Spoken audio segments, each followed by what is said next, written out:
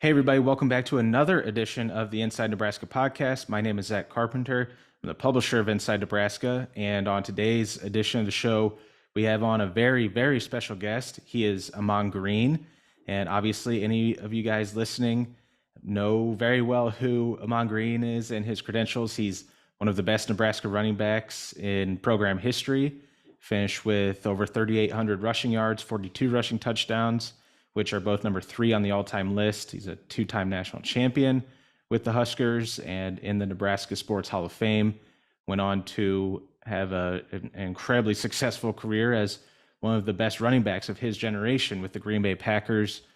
He's a member. He was a 2-time All-Pro honoree and is inducted into the Packers Hall of Fame. He's actually the franchise's rushing leader still to this day.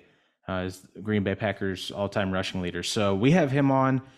He's going to talk about his favorite memories as a Husker, what the experience taught him, his thoughts on the program in the Nebraska running back room, but also we're going to talk about his new role at the University of Nebraska as the director and head coach of Nebraska's esports program that's launching in the fall. So we got into that quite a bit, and that before we dive into some of the other stuff about his time at Nebraska and the future of Nebraska.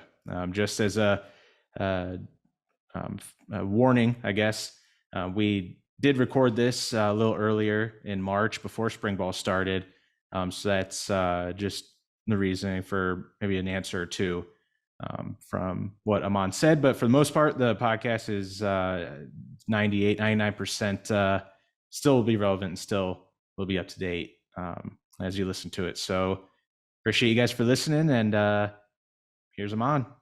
All right, Ahman Green, wanted to welcome you in here to the Inside Nebraska podcast. Ahman, been a busy time for you, obviously, answering emails and calls all day and getting things rolling with the Nebraska esports program. Ahman, I just wanted to sort of offer a platform for you to tell everybody what you're up to now, your role as the head coach and director. I'm not sure of your official title, but head coach of the Nebraska esports program that's launching here very, very soon and back in Lincoln now. Can you just kind of catch us up on what you've been up to lately and this new esports program and your role there?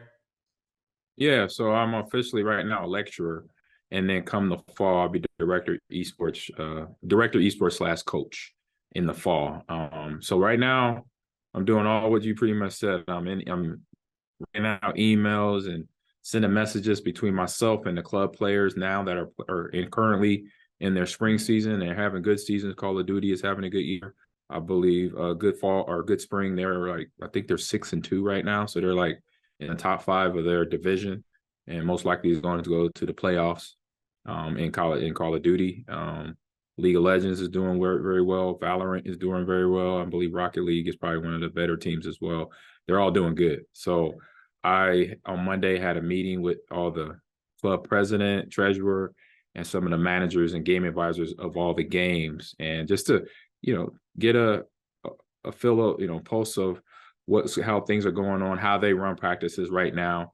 Because they've been doing really good. And what I've been seeing and researching over the years, and even when I was at Lakeland, we played against each other in Call of Duty, and they beat us up pretty bad. So I know they got a good whatever they're doing. I'm not trying to change that. That's why I asked them, how I just wanted to be aware, like how you run practices, how many days a week, what time of the day, so I can then mold that into when we start in the fall with the varsity program, because the varsity program is going to have a little bit more structure, and it's going to be, where the students, their class schedule is going to have to be molded to fit a student athlete schedule, because you got practice in the afternoon and you want to have time for studying and, let's say powering down for the day to get ready for your next day. And that's going to be 5 days a week. So I got to get rosters of players that are varsity players and make sure they're for their fall schedule. I know that's coming up, if they're not done it already, but it's coming up soon, where they got to pick their classes for fall 2023 and make sure those classes are fit where we could have practice starting, anywhere from 2 o'clock to 3:30. So they're in and out around 6 o'clock I say 6 o'clock or 6:30 to then have the rest of their evening to go study, get homework done, power down, get rested up, and rinse and repeat the next day. Because that's the only thing missing right now. They have practices, they have, they work on everything they need to do to get ready for all their games. Now is just making sure that we practice together, and that's what's been missing. They don't have a dedicated space on campus, so we're building one out. The spaces right now is 2,800 square feet, and we're looking for funding. And so we're talking with our sponsor. I say departments, or I say not departments, sponsor places that want to help, asking, because they've done it before. They helped us in other avenues. So hopefully they could help us here. We're working with companies to find sponsors as well. And then also talking with companies to help build out the space. I mean, I know what needs to go in there. So I just need obviously a company that has all the people and the equipment to help bring it in here. I mean, I don't work at Dell or any of the construction companies or any of the gaming companies that can make computers. I wish I did, because then I'll be able to make a couple phone calls and here you go. But so we got to reach out to those companies and make connections and make business relationships so we can all work together for the years to come to make sure the program continues to grow by building, starting in this space, but then growing, building to another space in another, 0 to 5 years from now, and could be and start recruiting, which I am doing right now.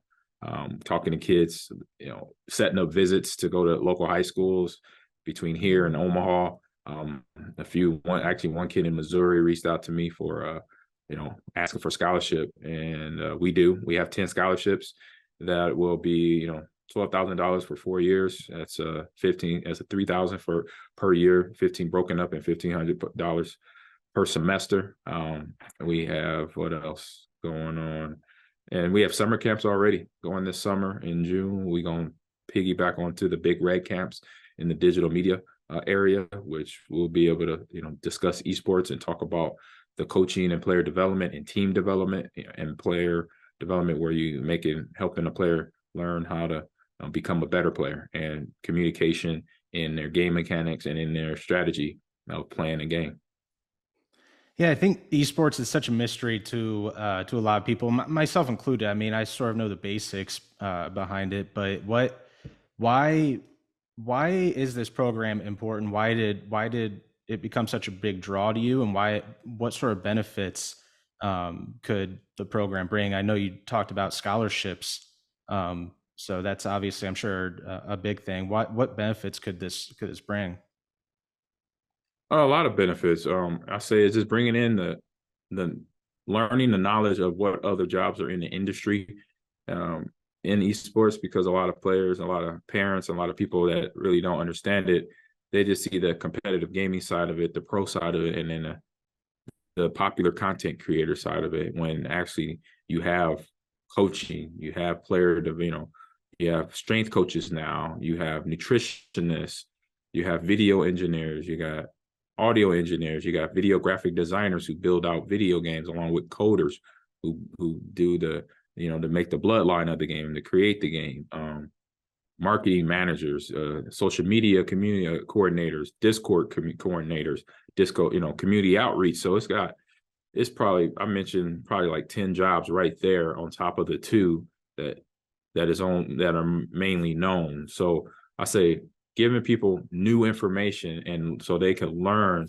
just like they learned about traditional sports when they were coming around 100 years ago, to know that this is an industry that is brand new, it's fun, and there are places where you can earn a job, and you can earn a living, from the pro level of it, to the college level, excuse me, to the high school level, as a coach, as a player, as a content creator, as a shoutcaster, as anybody you decide you want to be within the industry, there is a job for it.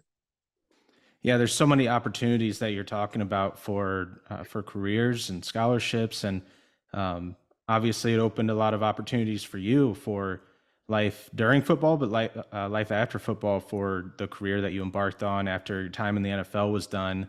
What originally, I saw some background. I know NFL Network did a piece on you.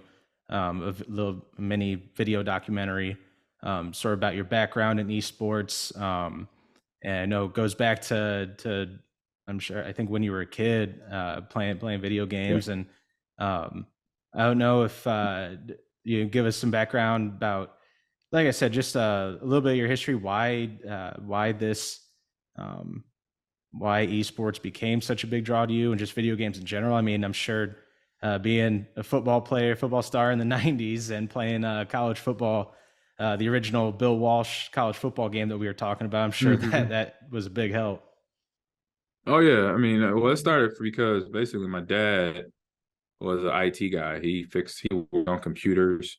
He fixed them and brought, sometimes we'll bring them home, and I would be I'll be the guy who tests them out, and then let him know that it does work. So that's when it started. I was also playing, he also brought home a ColecoVision, and that was my first console. And so then I just got into gaming Nintendo not too far after that, and playing Mario Brothers, Duck Hunt, Gyromite, Legend of Zelda. And so as I grew up, the tech side of part of my life has always been there, along with playing sports. I was playing those video games, and I was, playing football, baseball, and basketball for fun, playing the games on the weekend. And my mom and dad set up a regiment basically where the plan was, on the weekend, I couldn't just sit in the house all day and play video games. I could sit for a couple hours. I take 3 hours at the max, then I had to go outside and play with my friends, or go ride my bike, figure out something outside. And then you could play outside all day. And then you come back in, you can then play more video games if you want. But now you kind of, wore yourself out, done something constructive, being outside playing as a kid, growing up that way. But then also, be able to come back inside and play video games, which became just as a passion as football and baseball. And so with that mindset, I was ready to be a traditional athlete, student athlete, and it just continued to follow me on up. I played it more casually as I got older, but it was always something that when I had time, I was going to play something. And as the systems got more, beefed up with the graphics and all that, from Nintendos to Xboxes, now you got Series X and PlayStation 5s. I got all of them. I had all of them, and still, a few of them still work. So it's just now just me. It was just me then just finding the next path after football was done. And then I got into casting, shoutcasting first, and streaming. And I'm still doing that now. Every now and then. I haven't done a cast sitting in a while. Actually, no, I just finished up one back a month ago during the NFL playoffs. It was a show called Let's Go Football. So I was a co-host on there with a few other guys, Grant Poohbear and Eric Problem Wright, who was a 3-time Madden champion. So myself included in there because I've broadcasted Madden.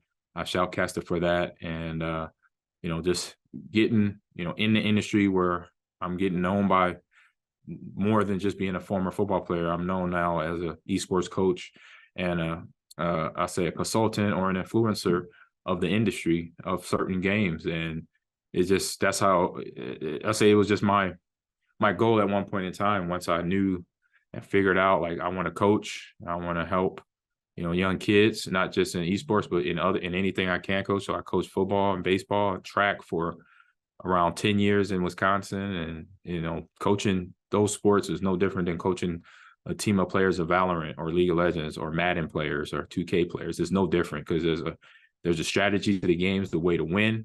And then some of them athletes, some of them kids don't know how to, keep their focus or keep concentration or keep their, mental from getting tilted, being upset or angry. So then they're not balanced to focus and win the game. So they had to, some kids I coach learn that stuff. So that's just right up my alley of stuff I've been through as an athlete.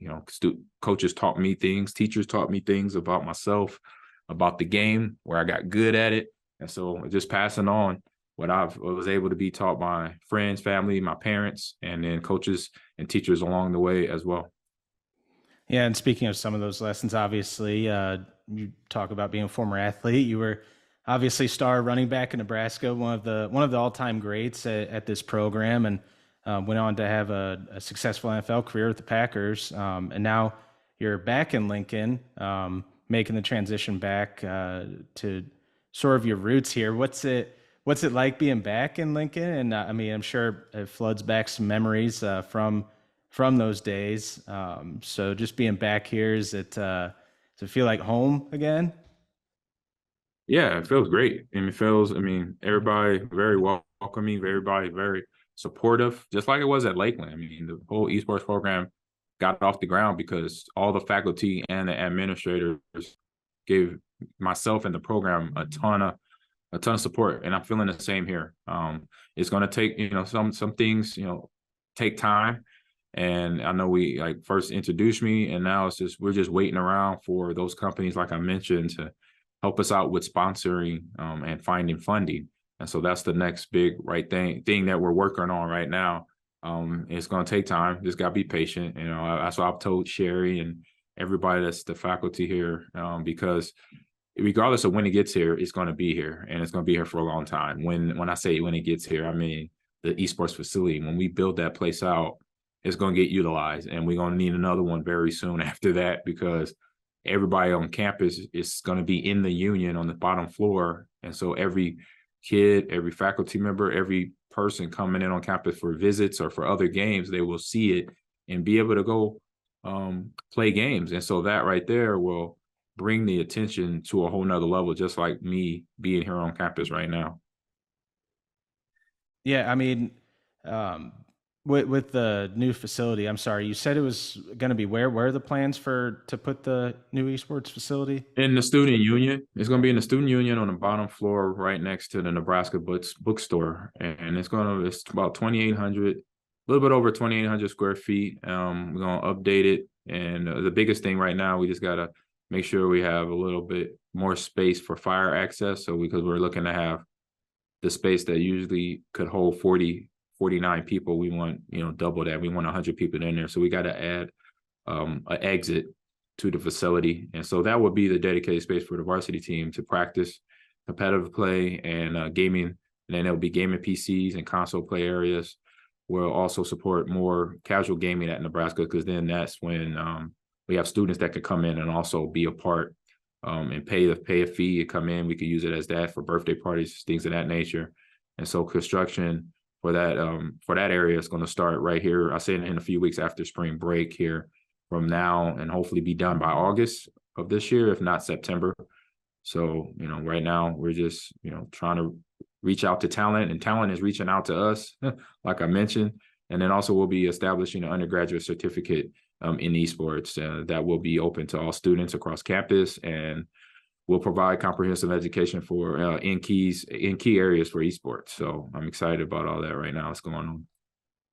Yeah, the Nebraska athletics program, especially football, they're undergoing a $150 million renovation for a new training facility, and you guys are putting together a facility of your own. So kind of a couple of different projects going. You guys got something similar going on there.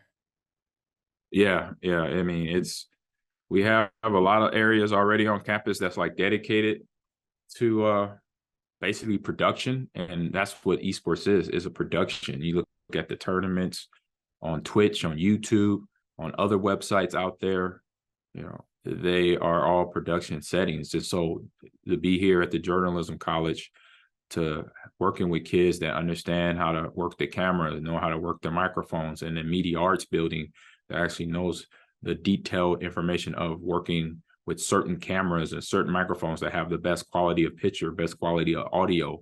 And just they have a motion caption area on there. And that's something, I don't know how we're going to work it in, but we definitely will. Having motion capture on campus, we have a whole lot of fun with that, with planning out TV shows for the esports team. So it's right now, like I said, it was a hurry up and wait would get me here, but now it's still waiting again. And you just got to be patient. I mean, like I said, once we sign the contract with the companies to make sure we get the funding we need, I think everything will start falling into place. And so far, things have fallen into place with me being on campus and things working out in that aspect. And then sort of wanted to transition here.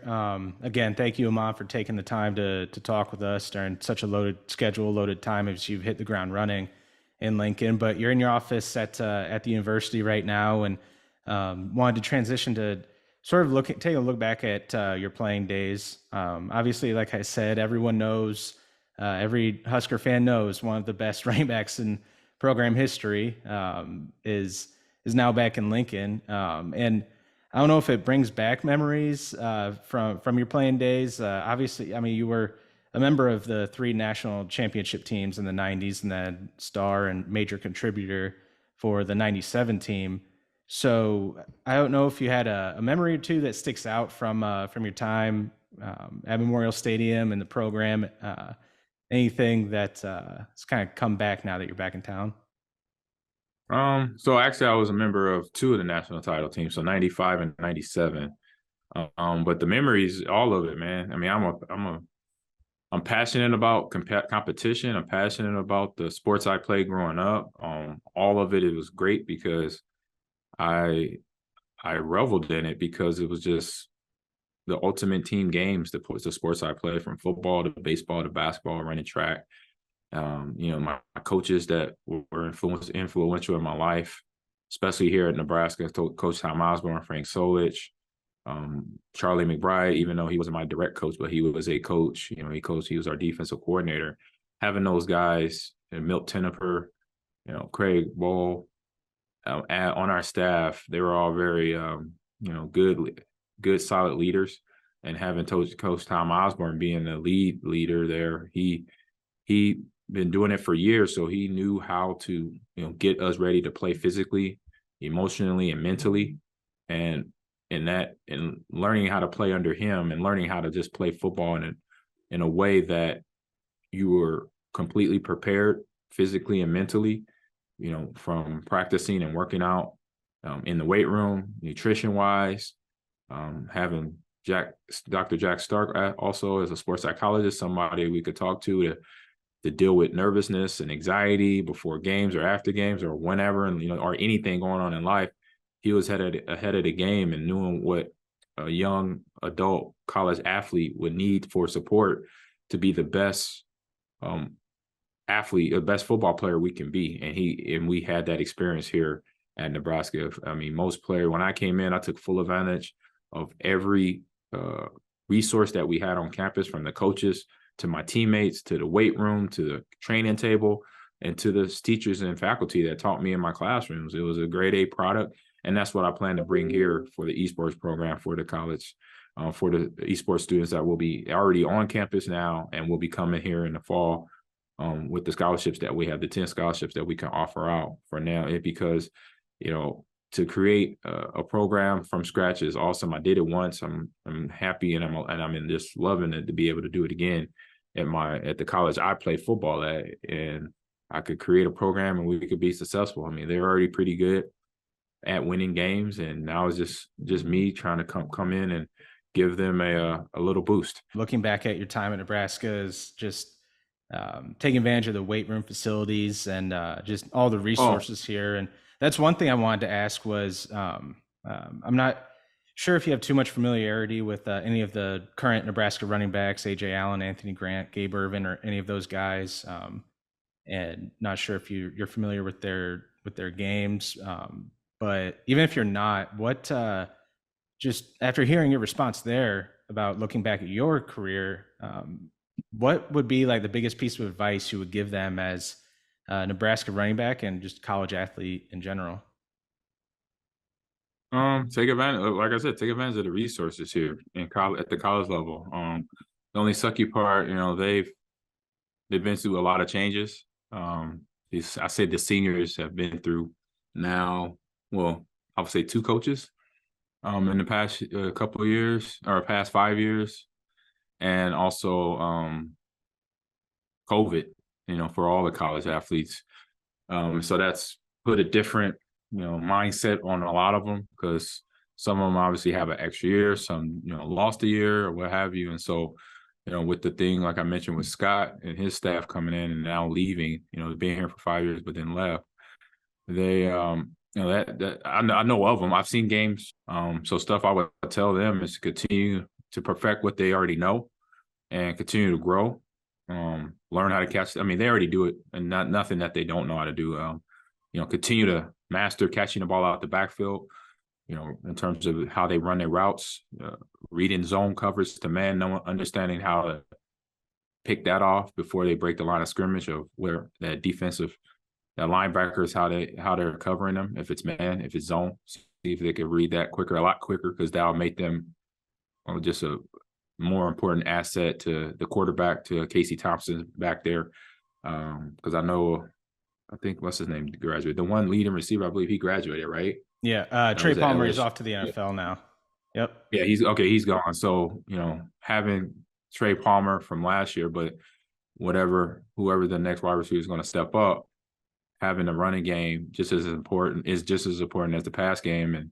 And if they could be a part of the pass game by picking up the blitzes, knowing when that's coming and where it's coming from, and then catching the ball out of the backfield, because then that gives Casey plenty of options where when they pass the ball, he's not just looking at the wide receivers downfield, because as we know, it's a passing game just at, for sure at the pro level.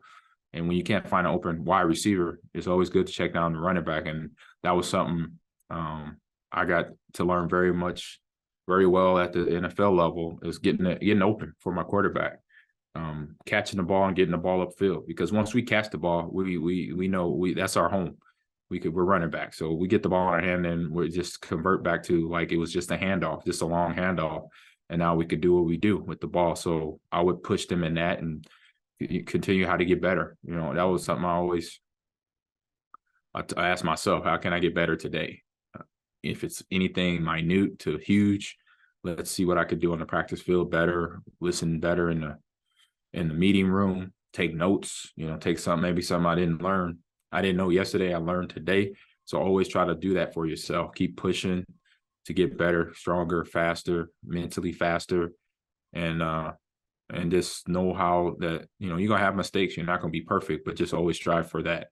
And don't beat yourself up about it. We're human. We're not perfect. We're not machines that are programmed to do a program perfectly or do anything perfectly. But if you strive for that, the effort and the willingness to listen and be coachable, then you'll have a pretty successful career. Yeah, and just a couple more here for you before wrapping up, and mentioning being a passing game in college football, but the run game helping establish that being such a big part of the offense. I think Matt Rule and Marcus Satterfield have made it clear that the run game is going to be a huge part of their offense. And I'm getting the sense that their offense is going to be more predicated and built around a stronger running game in the Big Ten. And as an old school running back who ran for almost 4,000 yards and almost 600 carries, that's got to make you happy to hear about a strong running game being such a big part of the offense, especially in today's era of college football. Yeah, it does. I mean, I already knew. I seen his run game, coordination at Baylor and what they did and running the ball. And so now I just got to see, how the coaching takes, how the players buy in, and from doing part to injury, what happened, who gets hurt, who doesn't get hurt for the regular season. We got spring ball that's just about to start up, or it already started up. I can't tell right now. I've been busy in my world right now. But it starts up March 20th. Okay. And I was like, I know it's right around the corner. So right after spring break, it's about football, spring ball started. And that's great because I'm probably creep over there to watch the practice every now and then and talk to Matt, talk to Mike, just to let them know that I'm around watching. So for that standpoint, it's something that you just gotta, I say as players, just make sure you're ready to go. Yeah, and Matt Rule, I think he's done a good job of embracing former players and welcoming them back to Lincoln, to the program, and being involved. And I know that you haven't had a chance to meet with Coach Rule yet, but I believe that time will be coming down the road potentially. So but from sort of the outside perspective looking in, just whatever you've noticed, whatever you've seen since Rule took over, it feels like the optimism around here, excitement is higher than it's been in quite some time. But what are your I guess, overarching thoughts about what you've seen and the direction of this program. Well, it hasn't been. I mean, say for Matt Rule's campaign has just started, and I say I'm happy that he's here, but I'm not excited yet because nothing's really going on other than recruiting. I get excited when they win the Big Ten. I get excited when they win a national title because that's our standard as former players. We did the last class of Tom Osborne was the last class that won a championship. But I also know that it's a process. So I don't expect it to happen year one. I don't expect it to happen year two. But do I expect it to happen within his contract years that he's here? If that's his goal, yeah, that's what I expected. So if it's a 5-year contract, I can't remember what his contract is, 4 or 5 years, I would expect at least a run close to winning the Big Ten championship. And then that's how you continue to stack. And then recruiting starts to kick up because right now the consensus of Nebraska player, high school Nebraska athletes, their mind is other schools, not Nebraska, in that department, unless they are somebody that is a legacy like myself, my uncle, my cousin, and then me, and then Tier, and then Niles. So I was a legacy. So it wasn't an easy decision, but it was a decision eventually that boiled down to me coming to Nebraska, being close to family. And so I said, my assignment will happen when we start winning Big Tens and start beating the bigger teams in the Big Ten, Ohio States, the Penn States, the Michigans, perennially. That means we're dominating them. They're not getting the ball in the end zone. They're not stopping our offenses. And when we go to their home stadiums, that we shut it down. And that's what we did in the Big 8. That's what we did in the Big 12. And so that's when I'll get excited. But I'll be happy and I'll be patient because I know it's all a process, but happy to when I start seeing consistent winning among the Cornhuskers football. Yeah, just last thing here to wrap up is something I meant to ask earlier when talking about you coming back to town. I mean, and something that you kind of hit on, your former running back part of the program, such a big part of the program, and now you're leading the launch of the new esports program that has a chance to be really special for this university. How special is it to be back in Lincoln, to be back running the show and getting that off the ground for the school for a university and for some of the people in the same city that you spent so much time here? It's great. There's some familiar faces. There's some familiar names that I've already run across in the last almost 2 months since I've been back on campus. And seeing some of the, buildings, some of the streets, and going places where I used to hang out when I was here on campus. I'm like, oh, okay. I say that's still there, or got to upgrade, or, just seeing that it feels good, and it just feels like I'm in the right place right now, and I'm excited about everything, and just ready to get this thing going. I mean, it's already started. Now it's just like I said, just be patiently waiting and make sure when I'm up for doing something, talking to a group, recruiting kids, which I know I will show up and do my job pretty much. Nothing, it ain't spectacular. It's just coaching and recruiting, but I do my job there to make sure I get the best esports players in Nebraska and around Nebraska. So real sweet, short and sweet. Yeah. Once again, Ahman, thank you so much for taking the time to talk with us extensively here. I know you have a loaded schedule, so we appreciate it. And it's good to meet you and sort of talk about past and the present and the future for where things are going with the esports program and the Nebraska football program. So thank you again. Hey, you're welcome. No problem. Thanks for having me on. Wanted to talk.